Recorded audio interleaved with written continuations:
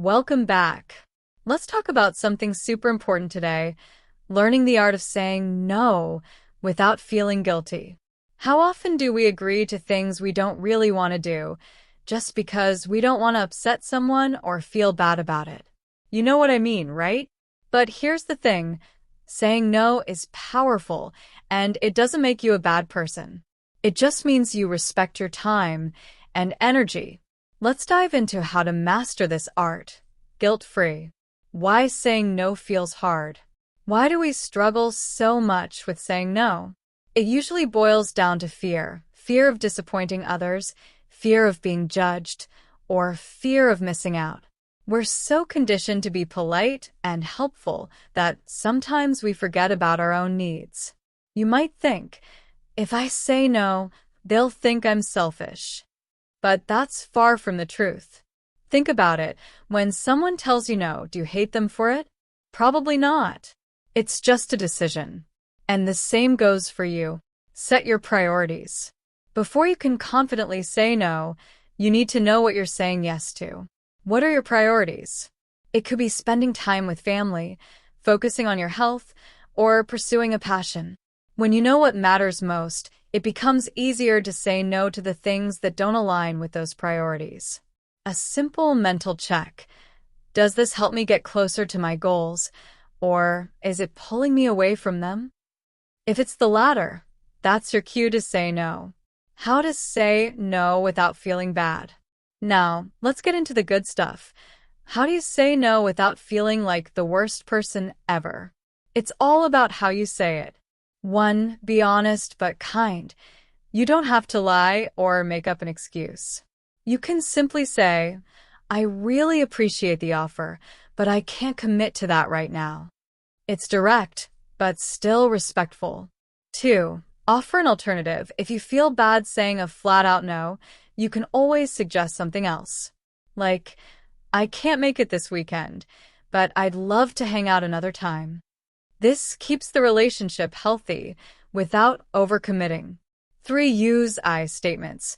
Focus on yourself and your needs. For example, I'm currently focused on my personal projects, so I won't be able to join. This shifts the conversation to your situation rather than making it about rejecting the other person. 4. Delay your response if needed. Not ready to say no right away? It's totally fine to ask for time to think. You can say, let me check my schedule and get back to you. This gives you space to evaluate whether you really want to commit or not. 5. Practice makes perfect. The more you say no, the easier it gets. Start small.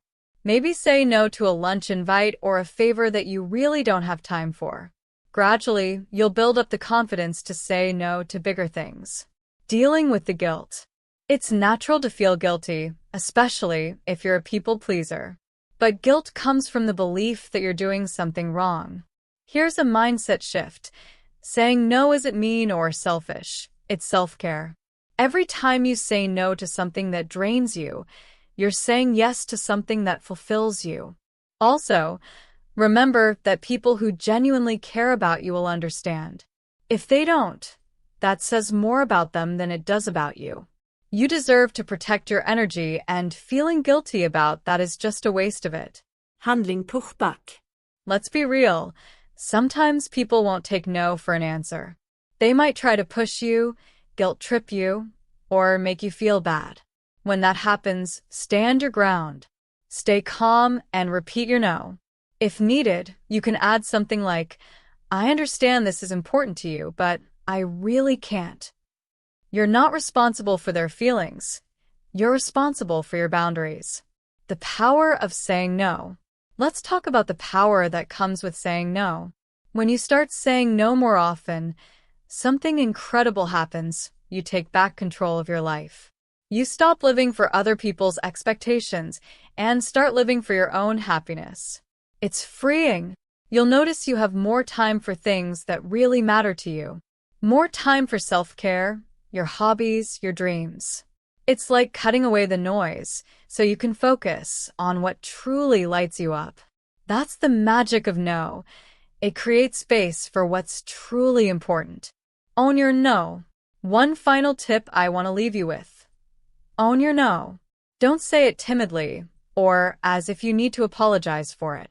Be confident in your decision and remember that you're allowed to protect your peace. The moment you start owning your no, people will respect it more. It's all about your delivery and mindset. So the next time you feel that pressure to say yes, take a deep breath and remind yourself that saying no is just as valid. You owe it to yourself to choose what's best for you. Remember, your no is valid, and you don't owe anyone a detailed explanation. The more confident you are in your decision, the less likely people are to push back. Saying no doesn't make you selfish or mean. It makes you someone who values their time, energy, and mental health. It's all about balance. Yes, it's great to help others and say yes when you can, but not at the expense of your own well-being. The next time you feel like saying no, remember, it's an act of self-respect. So go ahead, practice the art of saying no without feeling guilty, and watch how much more freedom and peace you'll feel in your life. Saying no can feel tough at first, especially when you're worried about how the other person might react. But here's the thing, you are not responsible for how someone else feels. Your job is to protect your own time, energy, and peace of mind. When you say yes to things you don't want to do, you're saying no to yourself. And that's not fair, right? Think about it like this. If you're always bending over backwards for others, when do you get time to take care of yourself? Learning to say no means you're valuing your own needs. It's okay to feel a bit guilty at first, but remind yourself that saying no doesn't mean you're being rude or selfish. It just means you're being honest. And honesty builds stronger, healthier relationships. When you say no, you're setting boundaries, and boundaries are so important in life. People will respect you more when they know you stand firm on what's important to you. Try starting small. Maybe say no to a task at work that isn't your responsibility, or decline an invite when you're feeling overwhelmed. You'll feel a weight lift off your shoulders. Also, you don't have to explain yourself every time you say no. A simple no, I can't do that right now, is enough. You don't owe anyone a long explanation or apology. Your reasons are yours, and they're valid. If you found this helpful, don't forget to like, comment, and subscribe for more videos like this. Take care and remember, your time is precious.